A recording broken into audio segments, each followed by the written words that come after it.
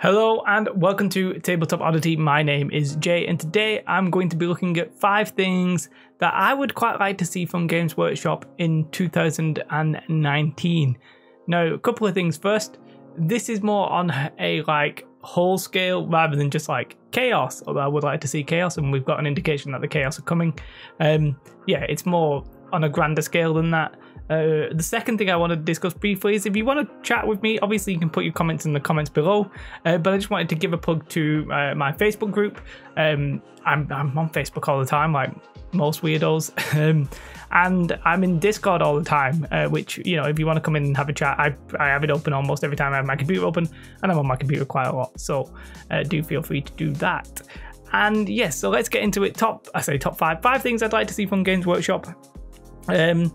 Yeah, so the first thing I'd like to see, these things are probably going to be controversial. Keep in mind they are just my opinion. I am interested in what you would like to see, and if you really strongly disagree with one of mine, do feel free to whack it in the comments below. I read and reply to everything pretty much. I would quite like to see them scale back the number of miniatures for the full games. Now, I realise that might be controversial, and you might be looking at your screen and shouting, but Jay, we already have Kill Team, we have Nightvault and Shadespire, and they'll be like, yeah, those things are an indication of a direction that I would like to see continue.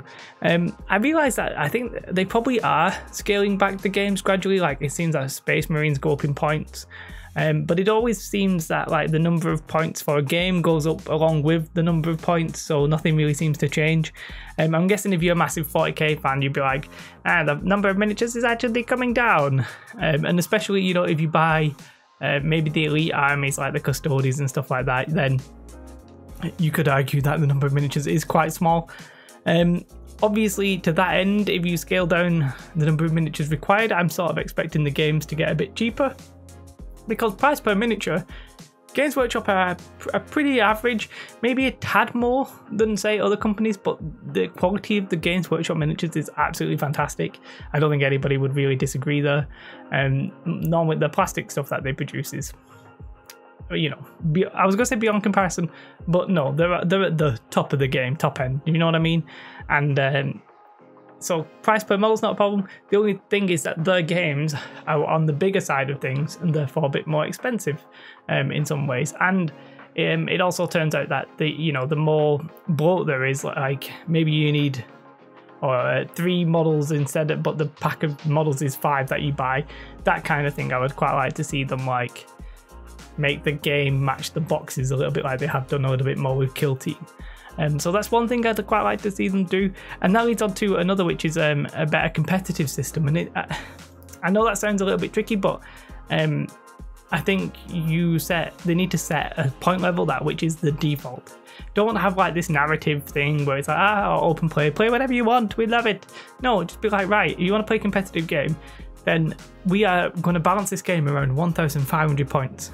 Play 2,000 points if you like, play 2,500, put 3,000, whatever you want, but just set it to 1,500 and just be like, we're going to run events of this, we're going to support these at friendly local game stores, we're going to have these in our own stores, we're going to have nationals and regionals and big tournaments that you can win prizes, and you can win a trip to Warhammer World, maybe it be this one or the one in Texas or wherever the hell that one is, and just properly support the games as a proper, I was going to say esport, but what I mean is just support it like it's a proper serious championship and a competition.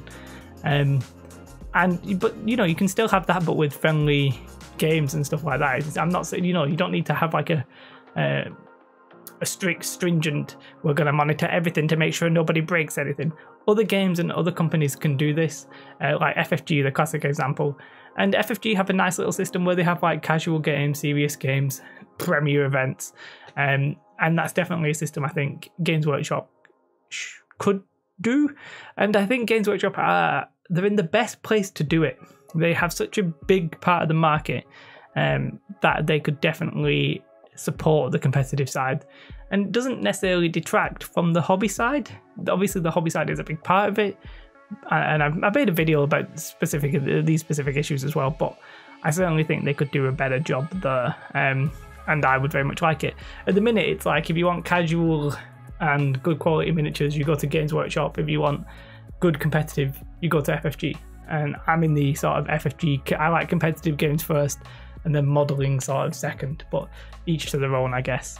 Now, a third one, which you might be like, but Jay, you don't play 40k, you don't play Age of Sigmar, why are you bothered about scaling down the games?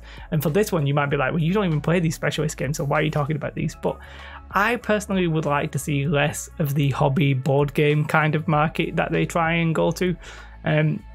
Kill Team. I like Kill Team. Speed Freaks, Blackstone Fortress, and just those kind of like one-off games. It's not that they're bad in a sense, and I'm sure they make gangbuster money for Games Workshop, but it's, I don't know, like they just feel a little bit out of place. I'm not even sure who they're aiming at necessarily, because board gamers probably aren't going to sit and paint the miniatures and assemble them and stuff like that. And war gamers, surely they just want it probably for the miniatures, the cool miniatures, and the game's like something they'll play a couple of times and then be done. But, you know, Games Workshop have vindicated that there's a market there, so I'm not trying to, if you enjoy those games, fair enough, but for me, they're a complete waste of a news cycle. Because, like, Speed Freaks was like, yeah, we got these new Orc buggies, you can buy them in this box for 40k, and you can play that as a new unique game, but that was Speed Freaks, and nobody really talks about it now necessarily. Why do I want it to stop then if it's not really getting in the way? Simply because I think I would prefer games like Blood Bowl, where they have not necessarily a release schedule, but it's a fixed kind of game, and then they just release new stuff for it. I prefer that as a model. Say rather a game that I'm just going to buy into once, put it on my shelf, and then never play. I think I'm not that kind of board gamer like that. So personally, that's not something I'm interested in. As I said, if you are interested in it, then you know I'm sure you hope that FFG keep producing them. It's just that they only have a certain amount of like stuff they can make. I would much rather have, say, like new factions and new faction kill team boxes instead, or you know, Sisters of Battle. And what is Sisters of Battle? Is that right? You know, they could have been released maybe if they hadn't done Speed Freaks. I'm not saying they would have, and you know, it's always a balancing act between, you know, what they can do and what they should do, and it's Games Workshop to decide. But for me, I'm not into them, so I would personally like to see them less. It's as simple as that. I appreciate that you might, so don't get me wrong, I'm not trying to spoil your fun. I very much, number 4, I very much would like them to expand, which is a little bit early to be saying, the animated universe. Expand is weird because we've not even seen it yet, we've only seen a trailer, but I think that is a great idea, which I made a video saying that is a great idea. Yeah, having more media is definitely something that they have, obviously I've identified that they probably need and would like, and yeah, we've got games, but moving into like animated universes, whether it be TV shows or films and that kind of stuff, should really open up the imagination, open up the design and the creativity of people, because you get to see different stuff on the screen, and maybe I'll see an area and I'll be like, I'm going to make that in real life. You know, I really like that, and I can't see any reason not to expand that. The reason not to expand that is cost, but there's no reason for us not to want it. Do you know what I mean? We might as well have good quality animated series and visuals, and I can't see why anybody would be annoyed about that. Maybe they're going to be like, you're going to ruin it, you're going to ruin the box, the Grim Dark universe is going to be ruined. Well, let's wait and see. But yeah, I think that was one of the best ideas, and I'd very much like to see them expand that. Now, this last one is something that I don't, like I said, I don't play 40k, and I used to play Warhammer Fantasy. That was my big game. I don't play Age of Sigmar. And in Kill Team, this isn't really an issue. So what am I talking about? I'm talking about the turn system. I really dislike the swinginess of a turn system where it's I do everything and then you do everything. Stuff like that, who gets the first turn can essentially decide some games depending on the roll, like on the luck of the dice and that kind of stuff. And I really very much would like to see maybe them take a chance. I thought they might have done it with Age of Sigmar, and just say, right, we're going to go to an alternative activation. Now, that sort of goes hand in hand with scaling down the game. If you've got less units on the board, then you can sort of do that a little bit more, and you can keep track of who's been and that kind of stuff. But it also goes back to the competitive side of things. It sort of blends in with everything, this one, doesn't it? Because you need to be a really good competitive game, you want the best players to win most of the games. And if the game comes down between two equally skilled opponents, and the game comes down to who gets to go first, you'd be like, that's not really right. Obviously, even in chess, you know, there is a big advantage to I was gonna say the side, the colour that goes first. So even in an almost perfectly balanced game, it's not balanced.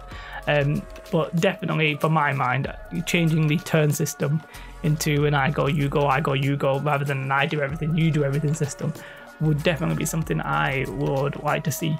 Now, if they did those specific 3 things, because these are more specific about the games, if they scaled down the models so I didn't have to buy as many models, which I can see why they wouldn't, because you know, they want to make money. If they increased the competitive systems, the organised play kind of events, and if they change the turn system to an I go, you go, I go, you go, I think that would really tempt me to jump into one of the bigger games. At the minute, I'm not tempted. It's not on my agenda. I'm not looking at any of the games thinking, maybe I'll buy an Age of Sigmar army or anything like that. But if they did, to be fair, if they did any of those 3 things, you could very much see me jump into it. But I doubt they're on the cards right now, and especially the first one, where if I'm talking about scaling back the games, they've obviously done a little bit of that with Age of Sigmar, with Kill Team, Shadespire, and obviously the more models they sell, the more money they make, so they're not necessarily into that life. But the other 2, I think, could definitely happen. I think Kill Team's a great advocate in a sense of going to an I go, you go system. And they obviously do it in a little bit of a weird way, because they do that you move everything, I move everything, you shoot, I shoot, you shoot, I shoot, we attack, I attack, you attack. That, so it's different, but they could do that. They could literally just copy that system, and I think it would improve the game like dramatically. So yeah, they're the 5 things I'd like to see from Games Workshop. I realise that if you really liked Speed Freaks, you might be like, Jay, pee off. That's my stuff. Please don't ruin my game. And fair enough. Like, it's just that I think because they're not for me, I would like the attention to be elsewhere. But as I said, I really appreciate that some people will like that stuff. So I'm not trying to ruin your fun, basically. If they sell well enough, then I'm sure they're going to keep making them anyway. They're not going to listen to this video. But yeah, let me know your reasons. It doesn't have to be 5. Let me know the things that you would like to see from Games Workshop.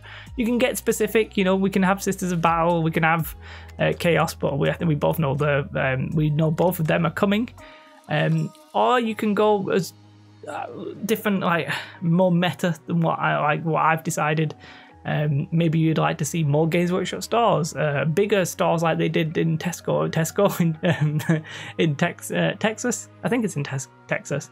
I'm thinking about Tesco because Katie's just walked to Tesco, and I think the dog might be barking because maybe he hears Katie. So I'm gonna go. They're my thoughts. Let me know your thoughts. Join me on Facebook. Join me in the Discord. Hit that like button, hit that subscribe button, do this, do that, do all this, whatever, do whatever you like, guys, it's more than fine. But thank you to all my Patreons, I do really appreciate that. Have a most beautiful day, and goodbye. Bye, guys.